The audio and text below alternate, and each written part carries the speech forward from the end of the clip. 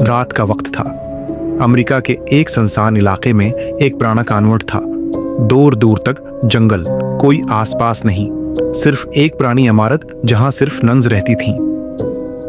नई लड़की का नाम था सिस्टर एमिली।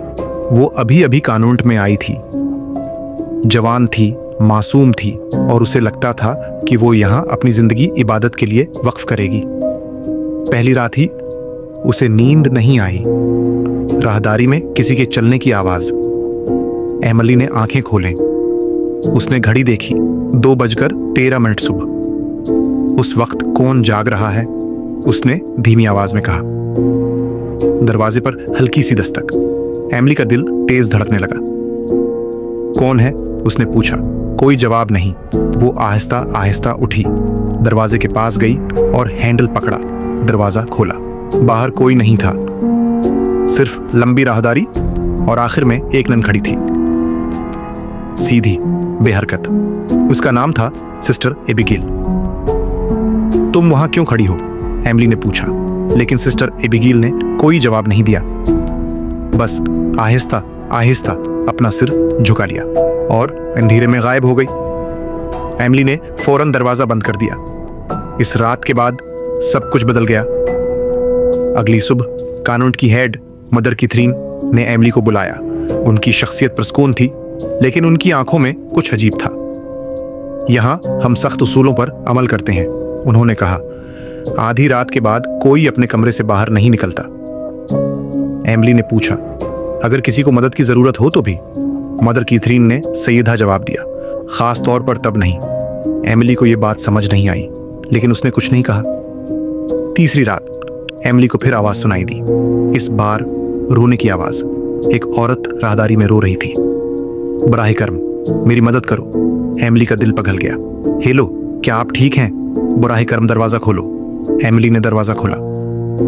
बाहर कोई नहीं था, लेकिन फर्श पर गीले कदमों के निशान थे, जैसे कोई अभी अभी गुजरा हो।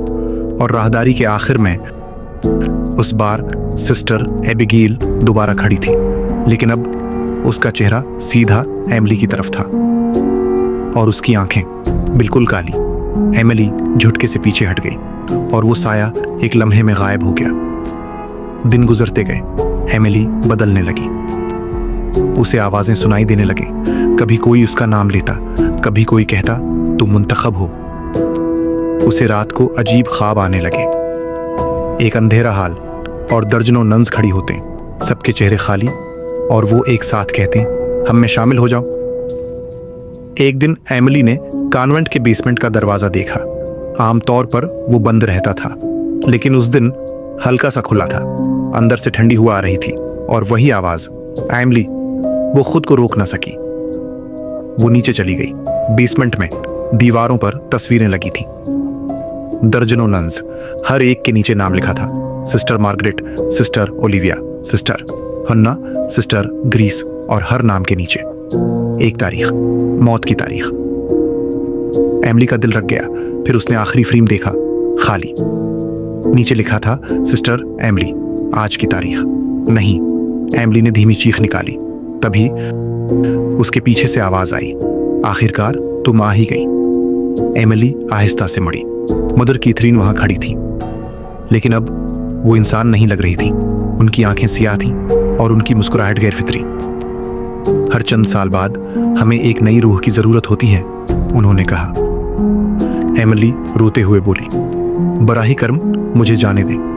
मदर कैथरीन ने सिर झुकाकर कहा, तुम इसी लम्हे मुंतखब हो गई थी जब तुम यहां आए। बेसमेंट का दरवाजा बंद हो गया और चारों तरफ से आवाजें आने लगी। सरगोशियां, रोना, हंसना, और वो सब नन्स एक एक करके अंधेरे से सामने आने लगे।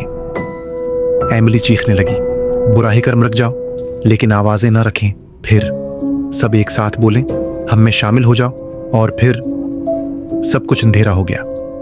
अगली सुबह कॉन्वेंट बिल्कुल मामूल के मुताबिक था। धूप, खामोशी, सुकून, और नई नन कतार में खड़ी थी सिस्टर एमिली। लेकिन अब उसकी आंखें बिल्कुल खाली थीं, और जब भी कोई नई लड़की आती वो आहिस्ता से कहती, रात को दरवाजा मत खोलना,